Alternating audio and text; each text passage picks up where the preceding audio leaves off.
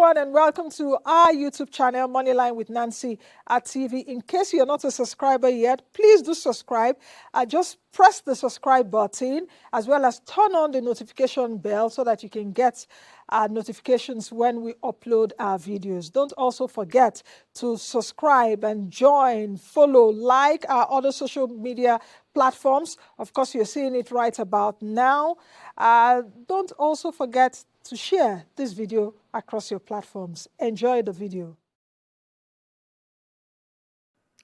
All right, welcome back to the program. Like I mentioned, that's welcome back now to the segment, the business clinic segment. I mentioned, and I've been mentioning it since this week started, our first business clinic for the year. You saw the flyer earlier on.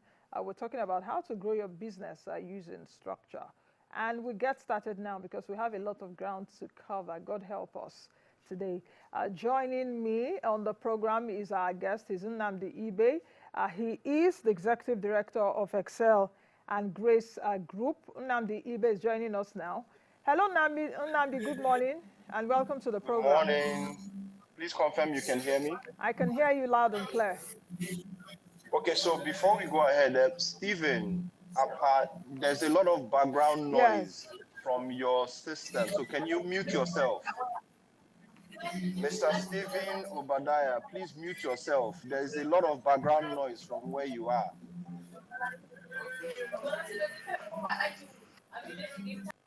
Thank you very much. And just to Nancy, add, please go ahead. yes, and just to add very quickly, for those that are joining us in the virtual room, please, there's a code of conduct for it. We would not like you to disturb us because this is as well a live program on television right now. So mute your audio, put on your video. In case you want to ask questions within the program, I'll give you a cue for that and you raise your hand. I can see someone, and we should be well seated and well dressed. So for any of you that is not obeying our rules this morning, you'll be taken out of the room. So thank you all, but thank you everybody for joining us. Can I see only Nnamdi Ibe, please, now? Nnamdi Ibe, so let's get started because we have a lot of ground to cover. How to grow your business using structure. In about 30 seconds, tell me perhaps why you're competent to speak about this topic. Okay, my journey into business started in Ariaria Market more than 20 years ago. Ariaria is where? Abia State? For Abia people that State don't know. In Aba. Yes. Ariaria in Abia State in Aba. Yeah. And so I had just finished from the university. A cousin of mine was running a pharmacy in Port Harcourt. And as I finished, I joined him to run his business, and majority of the people we were buying medical and pharmaceutical equipment from were in Ariaria Market. So I was in Ariaria Market every day for the better part of 2 years. And since that time, I have run multiple businesses. I have failed in a lot of them. I have succeeded in a couple of them also. And currently, between my partner and I, we own about 10 different businesses. And each of them runs with no pressure on my partner and I. It's the reason why I can be here this morning and calmly have this conversation with us. And I'm a Forbes certified coach, and amongst other things. Well, above all, it's not just the training, it's the experience of running multiple businesses, of failing in businesses. I think I'm more proud of my failures than my successes, because it is from those failures that I extract more lessons. It is in failing that you learn what not to do. It is in experimenting that you learn what not to do. And so I believe that's enough reason for me to share my thoughts. I may not be the best expert, but I will tell my story and share my thoughts on some of the things that have worked for me and my clients. Okay. So let's get started then. Elementary speaking, what is structure? Okay. Last year, my daughter turned 6. Last year, I think that was August. And her birthday was on a Sunday, and she calls me, wakes me up on a Saturday morning and tells me, "Daddy, we're doing my birthday tomorrow." And she gives me a list of all the people that I'm inviting for the birthday and tells me the type of cake she wants. So, not to surprise you, but I wasn't planning for birthday on Sunday, but I did the birthday on Sunday. Now, when she was talking with so much confidence because she knew that no matter what happens, Daddy has got my back. Daddy has built something that will allow me celebrate my birthday.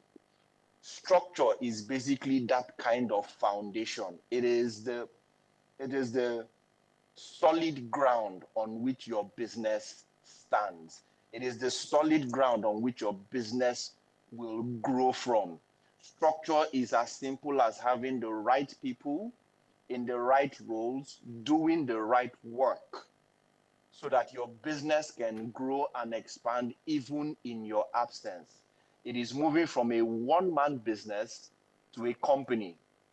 Like I mentioned, during my time working between Port Harcourt and Aba, when I was running that business more than 20 years ago, that even growing up, when we were growing up, for those of you who lived in Southeast Nigeria, between Port Harcourt and Aba, there were a lot of industries there. There were a lot of companies back then. Many of those businesses are gone because as soon as the founders died, those businesses died. And so structure is making sure you set up a company that can run and manage your business and scale it even in your absence. In layman terms, that's the best way I can describe it, Nancy. So this has also answered the question, because I wanted to ask you why structure your business in the first place. But you just said it that you need to structure it so that when you are not there, your business actually moves. Your business should not revolve around you. Exactly. Even beyond that, there are the fact that you started a business does not qualify you to manage that business. The fact that you you bought a started the plane business does not qualify you to does not run the qualify you business. to manage that business. So let me put it this way: that you own a plane does not mean you automatically know how Become to the fly the pilot. plane. Exactly. Structure is the reason why a pilot doesn't serve tea on the plane. If you're on a plane and the pilot leaves the cockpit to come and serve tea to you, many of us will start speaking in tongues. So I think So you that, I think you just defined it. For our virtual audience, please can you mute your audio? I'm listening to a lot of interference. Please do that. If you don't do that now, we'll take you off. Very nicely. Goodness, please can you mute your audio? I'm seeing a techno come on. I'm just seeing lights. Can we see your face, please? Just mute your audio so that we can have smooth audio transition. Okay, Nnamdi, are there types of structure? And how to choose the best structure for your business? Then we'll come to the audience. They can start shooting with their questions. Okay, so there are structure is the best. My approach to structure would be, it depends on the vision you have for your business. It depends on the size of your dream. So the foundation you will build, you would need for a 2-bedroom flat. It's not the foundation you would need for a 10-bedroom duplex. It's not the foundation you will need for a 50-floor skyscraper. So the size of your vision will determine the kind of structure that you need.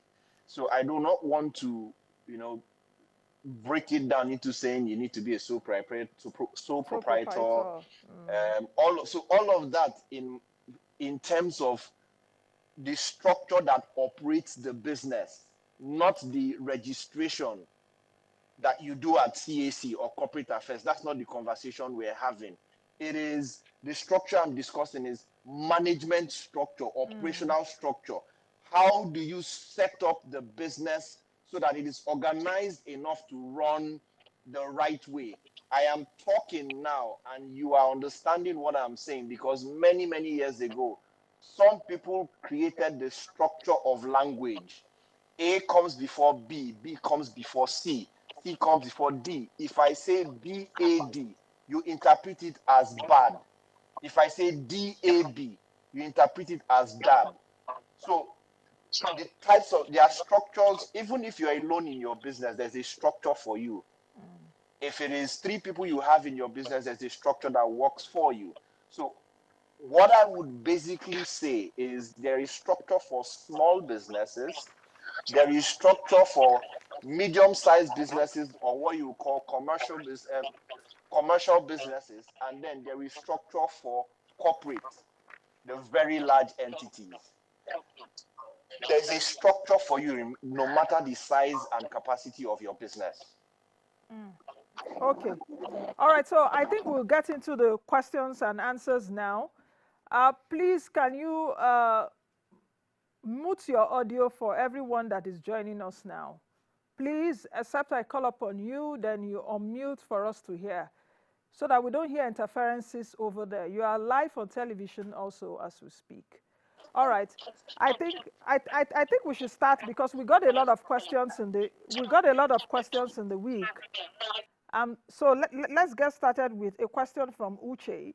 Uche is asking, what are the foundational structures every growing business should have? Let's try as much as possible to answer that. Nnamdi. Okay, so the foundational elements of, please, if you're not speaking, please mute yourself. So structure is not just for business. Structure is for human behavior. Structure is for community behavior. Structure, even in this live session, even in this program, there is a structure of operations. And when people are not conscious of structure, things like this, interference like this continues to happen. I believe there's an admin. Can this person be removed?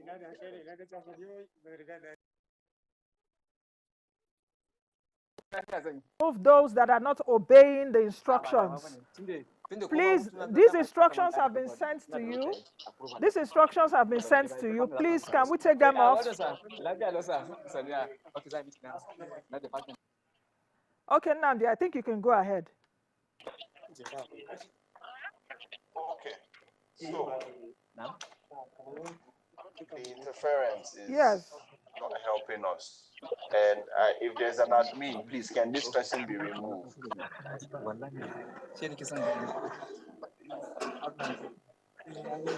Okay, Nnamdi, just go ahead because we are on television and our time is going. All right, it's fine. Yes. So, the question again, please. The question from Uche is, what are the foundational structures every growing business should have in place? So, not necessarily foundational structures. I would just say foundational elements or things you should have as a growing business. Number one, you should have for finding people. You should have systems for administration. You should have systems for marketing. Or in fact, let me make it simpler. There are clear activities that take money from your business and activities that put in money into your business. Those activities that put in money in your business includes things like marketing, your sales, your customer service. Those are critical elements you must have in your business, or critical systems you must have in your business. You must have structures, processes, and policies for those things that bring in money into your business. But typically, what many of us focus on are those activities that take money from your business. So, for example, a baker will focus on the baking when what brings in money is selling the cakes. Somebody in the food business will focus on cooking the food when what brings in money is selling the food. Okay, so the foundational things you should have are, make sure you have a system for continuous marketing. You have a structure for continuous marketing.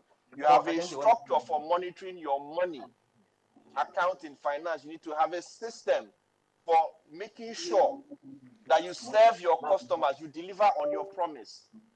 Somebody has paid you. You need to make sure that you have a system of making sure that that person who has paid you gets the value they have paid for. You also need to have a system for finding, grooming, and retaining qualified hands. You need to have a system for finding, grooming, and retaining qualified hands. So even if it is one person your business is able to hire, make sure you hire somebody who can deliver exactly what you need. So those are some foundational things every starting business or growing business should have. You should make sure that you have a marketing structure or system. You should have the one for finance. You should have the one for. Okay, Toshika is good. Well done. I think, Nnamdi, let's take a break, and when we come back, we'll Yes. continue the program. All right, so Nnamdi Ibe is still with us, and we have a select few virtual audience with us. Nnamdi, of course, during the break, I saw that you're still speaking. I guess that the coaching was still on while the break was It on. was still going. So It was someone still had going. dropped a comment, Yes. and I was just trying to answer that. Okay. Okay, so let's take another question so that we can now open it for people online to join us. Let's see. This question is coming from Sule Saldana. He's asking, what are the structures for a fishing business? The principles of business remain the same. So when you go to the bank to pay in money or withdraw money, they don't give you any separate treatment because you're a fishing business or you're a food business or you're an agricultural business. The principles of business remain the same. So what you will need to do is the major areas you will need to fine-tune will only be around things like your operations itself, how you package your fish, where you get your fish from, where if you're let's say you're rearing the fishes, where you buy your feed. Okay, so those are part of your operations. For someone who is in the medical field, their own operations will be how to get the drugs they use, how to give service to the patients and the rest of them. So the principles of structure remain the same. Everything I have been saying cut across all businesses. The only difference will now be what level are you in and how you do packaging, for example, for a clothing line or for a clothing business, or is different from how you do packaging for a food business. So those elements are the ones that are different, but the principles of structure remain the same. Okay, let's take this one because this is also very interesting. Nancy, you're muted. I can't hear you. Oh, you can't hear me? Okay, can you hear me now? Can you hear me now? Yes, I can. Okay. This question came in and it was very interesting to me. And he says he wants advice from Kola Wale Lawal. He says, I want advice on how I can prepare a sustainable business structure with my lady partner. How I imbibe the culture of keeping proper books of accounts for someone who has no idea of keeping proper books before. So you're talking about gender now. Of course, he's a man, so his partner is a woman. You know, that's a bit, you know. So. And he says he wouldn't mind if he has reference to any books or journals for further information. Okay, so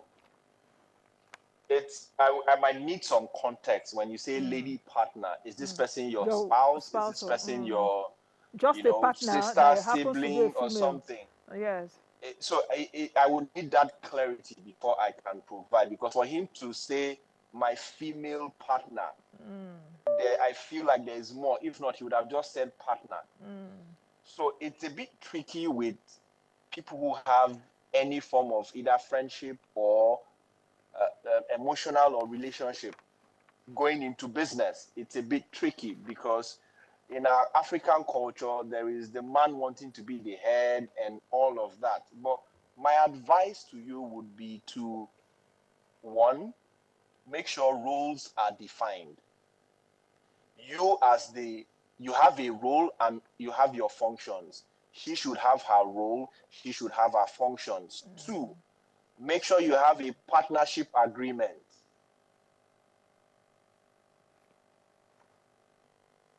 Okay. All right. I think we'll have to get back on that. Nnamdi was just answering the. Okay. Okay. Are you there now? Yeah, we're back. Yes, okay. I'm here. Okay. So make sure you have roles defined. Make sure you have a partnership agreement. Make sure both of you have a culture of respect for each other. And then make sure you find a way to submit. If both of you are in any relationship, whether it's marriage, courtship, make sure you have somebody both of you can submit to in case there is conflict. All of these things are buffers to help you be able to provide effective management and to hold each other accountable as you implement the structure. Because if you bring your personal issues to the workplace, your employees will exploit it. Your employees will say, "Oh, God, madam, are not talking today. So let's go to madam. She will sign the money for us." And all of that. You want to avoid all those things. So regarding your question around bookkeeping, what I would share is I'll make it very simple. Get on exercise. There are software you could use. There are a lot of software you could use.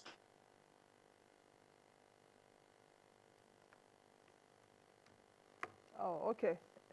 It seems Nnamdi's network is trying to cave in on us. All right. If you can all hear me, I hope it's not just Nnamdi's network that has been frozen. But it will be time for us to open the lines now so that you can join us and ask your questions. All you need to do is to indicate your interest by raising your hands. If you want to ask any question relating to the topic of discussion this morning, because we got, from the week started, we got so many questions. We got so many questions around things that we're not discussing today. What we're discussing today is about our structure, and I got many questions as to, okay, getting money to start my business, loans, and all of that. And I think we've dealt with that on the show sometime last year. So for those that sent those questions as to where you need to get funding, you can go to our YouTube channel, Moneyline with Nancy TV, and you see other business clinics that we've done. All the business clinics that we've done on this show, you will definitely pick one thing or the other concerning your business. So Nnamdi, are you back now? I don't know what the network is doing this morning, but let's roll. So I was trying to answer the question on how to manage your bookkeeping. Yeah, even if you've not done that. So all I would say is get an exercise book, open the front page, and just put sales or income. Every day as you're selling, you're noting it down. At the back of the book, you put expenses. As you're spending, you're just recording it there. And then at the end of every week, you transfer all this information into an Excel sheet. You can start from there, or you continue using your book so that when you grow to the point where you can afford an accountant or somebody else, it is those records they would use to begin to set up and make your accounting records or your bookkeeping. Okay, so start where you are with what you have. You don't wait till it's perfect. Start where you are and use the manual method, and you can eventually use software to automate. Okay.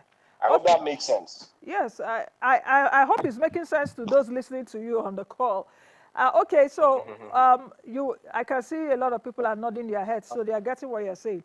All right, so if you want to ask Mr. Nnamdi, I see that Techno KL4, that's your name here. I don't know what your name is, but he's already raising his hands up. So Techno KL4, can you unmute and let's ask your question regarding the topic. And you just have 30 seconds, quickly. Just very aware. Please, Joseph, can you unmute? Can you mute your audio, please? Adi Joseph, we'll come to you in a bit. Okay, go ahead. Hello. Yes, Techno, go ahead. Techno KL4 is what I'm seeing here. I didn't talk the. I not talking. No, I didn't talk now. Adi Joseph, you are the one that I'm talking to. Please, can you mute your audio? Mute your audio so that Techno KL4 can speak. Hello, good morning. Yes, good morning. Go ahead. Good morning. Yeah, I'm Ikechukwu Anthony, a farmer from Ihamufu, Enugu State. Okay. So ask your question quickly. I want to know, apart from individual setting a structure, is there any way government can help farmers to have also structures? Thank you. Okay. So I don't think government. That's like asking if government or your village chief would help you build the foundation of your house. I don't think you're the one who wants to live there, so you would build the foundation of your house. what government may do is maybe they may provide some expertise or some experts to come teach you and show you how you can set up those structures. But the truth is, it's your business. You are responsible for it. And let me say this to all of us here. Where you are today in your business is your fault. Where you would be tomorrow is your responsibility. I'll say it again. Where you are today in your business is your fault. Where you would be tomorrow is your responsibility. And I can prove it to you. Nancy, who started the business? Myself or the person speaking? Who chose the business name? Myself too. Who chose the location? Nami Chuzam. Who chose the business line? Who chose the staff? Who refused to go for training? Who refused to fire that employee that was malfunctioning? The quality of decisions you've made in the past led you to where you are today. The quality of decisions you will make today would lead your business to where it will be tomorrow. It's not government, it's not anything. It is 100% your responsibility. Just like the outcome of your children will be dependent on the parenting you give them today. That's it. Thank you for also adding that. Gideon, can you unmute yourself now and ask your question? Very quickly, 15 seconds. Straight to the point, and where you're joining us from. Gideon Ogbuji, unmute your audio. Okay, seems you're still trying to... While you're trying to sort yourself out, okay, are you... Okay, can you hear me now, Gideon? Yeah, you can hear me. Okay, go ahead. Yes, you can hear me now. Okay. Yes. Yeah. Gideon Ogbuji is my name, MD of Genuine Options Limited. So the question is, where are you joining us from? From Lagos. Okay, all right, go ahead. Yeah, the question is, how do I maintain a steady growth in an unstable economy using a defined structure? Okay, good. Thank you. Okay. Yeah. How do you maintain steady growth? So the first thing I would say is you need to know what is currently working for you. And in many cases, when people talk about unsteady economy and things like that, I usually say this: even during war, people make money. Even in crisis period, people make money. So the truth is, no matter the situation on ground as a business person, if you see it as a helpless situation, it's helpless. But if you see it as an opportunity, your brain begins to look for strategies that would help you manage that situation. So to answer your question particularly, what exactly is working for you now? Once you find out what is working for you, you now put in your energy, attention, and focus on making sure that that thing you're working, you continue doing it more and more, increasing the volume, increasing the output from it. I like to make things very simple. I'm not going to give you any definitions or anything. Something you're doing now is working. If nothing you're doing now is working, continue to experiment with things until you find one that is working. Then you put in intensity into it before you start looking for another strategy that you can do. So if it is referral marketing that is working for you, for example, you keep increasing, doing more and more referral marketing, doing more and more, satisfying your customers and asking for referrals.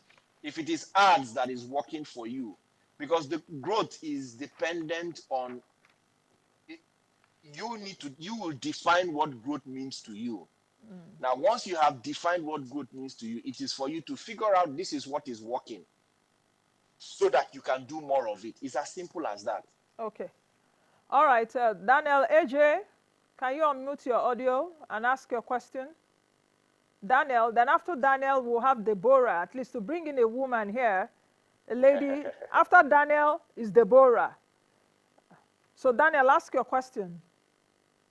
Yes, good morning from Abuja. Okay. My name is Daniel Eje Daniel. Yeah. Sorry, the other way, the reverse is the case. Yeah.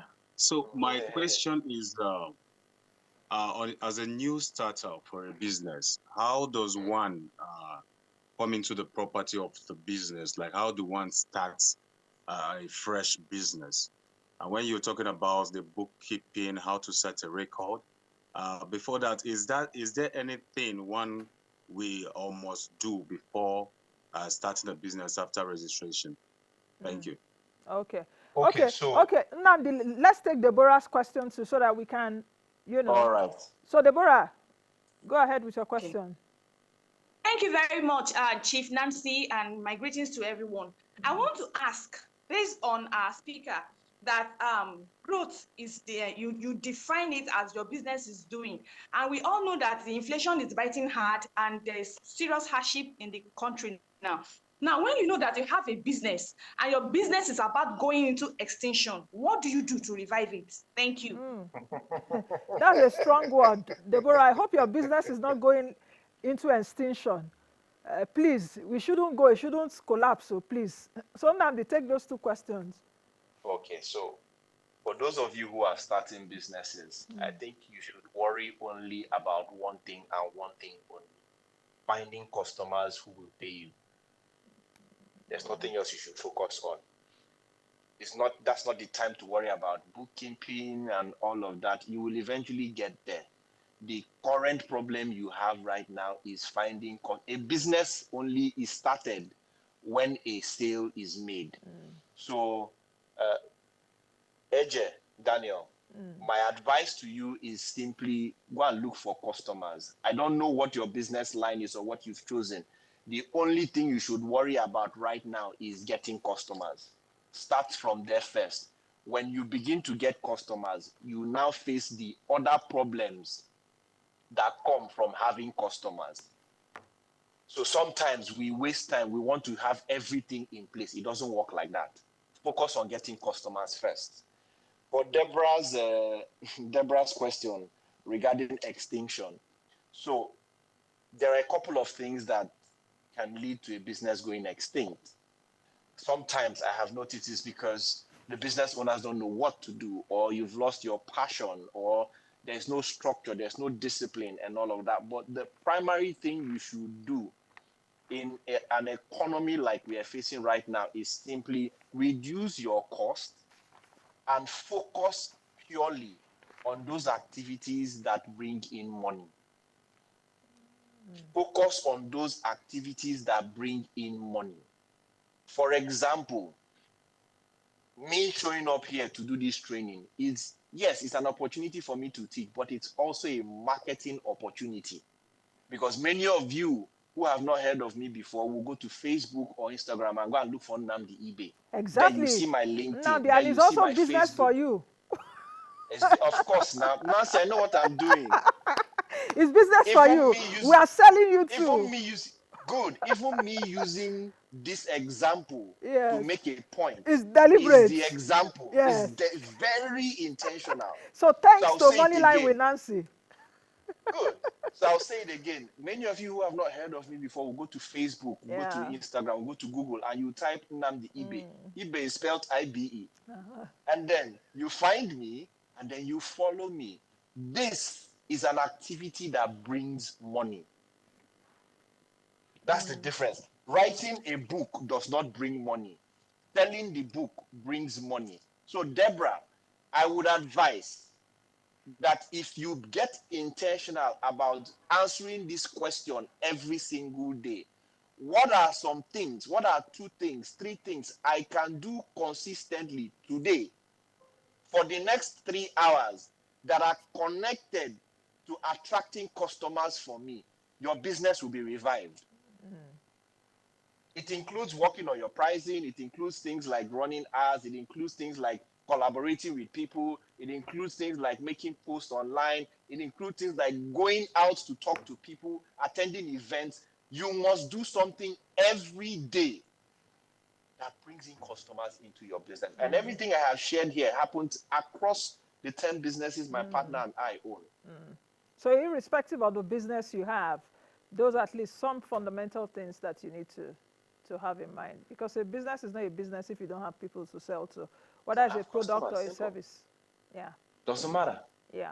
Okay, let's take this question coming in. How can you manage your team when you're not physically on the ground with them to increase effectiveness and productivity? For some businesses, the owner has to be on ground. If not, things don't work the way they should work. Their structure is their structure is not effective. That's what it means. Their structure is not. So you can build a house on on a foundation, but there are still cracks. There's a story about and when people ask, this structure thing, yes, I have staff, I have the structure. It was trending last year, towards the end of last year, that in some businesses, some employees were stealing. And there was also rumors of one major Nigerian bank where someone stole an incredible amount of money in the space of 4 years. I can't mention the bank, but this is a bank that has been in existence for over 100 years. So with the structure they have, somebody was still able to steal. What that means, what the lessons from there is, some people will ask, even with the structure, they are still stealing. My question is, if there was no structure, that means you would not even have known that they were stealing. So the structure helps you, and it goes to answer the question, which is, the reason you feel you have to be there all the time is you do not have ways of monitoring performance. And I say this, what you monitor, you can measure. What you measure, you can manage.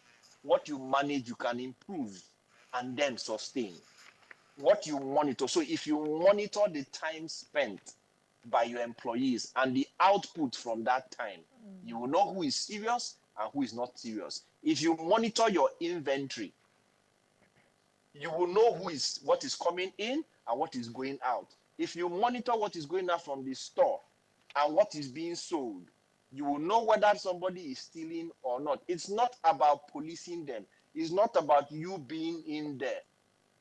You hired people so that, one of the people that I love so much, the way he put it is, you need structure so that you can buy back your time. Time, yes.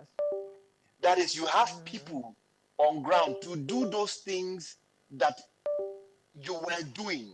So you have more time to do other things.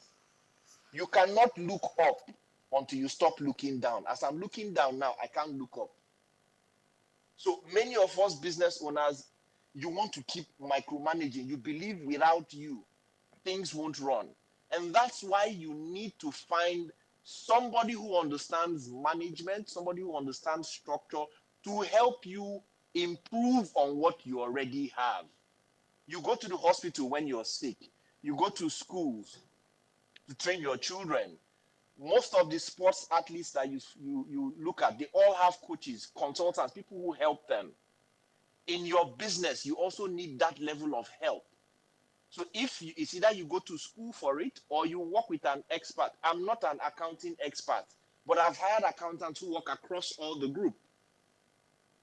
So your business needs what it needs. And if you don't provide what that business needs, you continue to complain. Okay. That's it.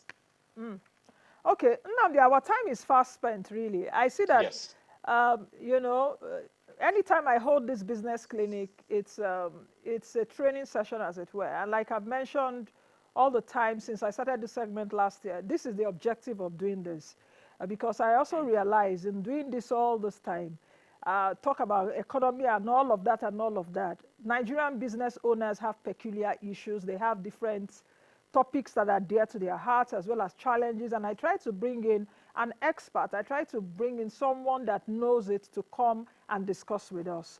So that is the objective of this program. And it's good we're having you today, at least the first edition for the year and the January edition. And I know that a lot of us on the group, because I saw that people were writing profusely, like Deborah, Adi Joseph is with his paper, John Udo not saying anything. You know, a lot of people, what they do, they won't ask questions, but they just come to learn. And I know a lot of them here. Let me say this in addition. In closing. So it's not what in closing, it's not what you know that produces results. It's what you do because of what you know. No. Yeah. Okay. I have shared a lot of things here. If it is one thing you can pick from the entire conversation today and you go and implement it this morning, you will be better off in your business than you were yesterday. Yes, so it's not about copying notes. Yeah, it's about implementation, get to work, action. Thank you very much, Nnamdi. Thank you. It's been so nice having you for having me here. And thank you. Everyone should at least clap for us, Nnamdi and I. Yes, thank you. Thank you. And we'll get to do this again next month. We could look at another topic. Or if we can't, we do a part 2. Let's see what happens. So thank you. Thank you very much. I will send you invoice, Nancy. It's not me. I will send you the airtime, the airtime rate too. All right. All right, that's the much you can take. Thank you very much for joining us. Thank you, Nnamdi. All right, and that's it on today's edition of the Business Clinic. Of course, I've been chatting with Nnamdi Ibe, who is a dynamic entrepreneur and executive director of Excel and Grace Group. We've been looking at how to structure, how to grow your business using structure, and I hope that you also learned from it. Next month, of course, we'll have the next edition of the Business Clinic. Be the best you can be and be the change that you want to see. I'll see you all again on Monday, bright and early. Of course, the show, regular time, 11 a.m. to 12 noon, Monday to Friday. And I'll see you all again. Bye for now. Thank you for making it up to this minute, watching the video. Thank you all. Don't forget to subscribe to our YouTube channel, Moneyline with Nancy TV. Like, follow all our other social media platforms where we keep you up to speed with fantastic interviews, as well as markets, personal finance, business, and economy information. This is the best place to be. I'll see you all again in the next video.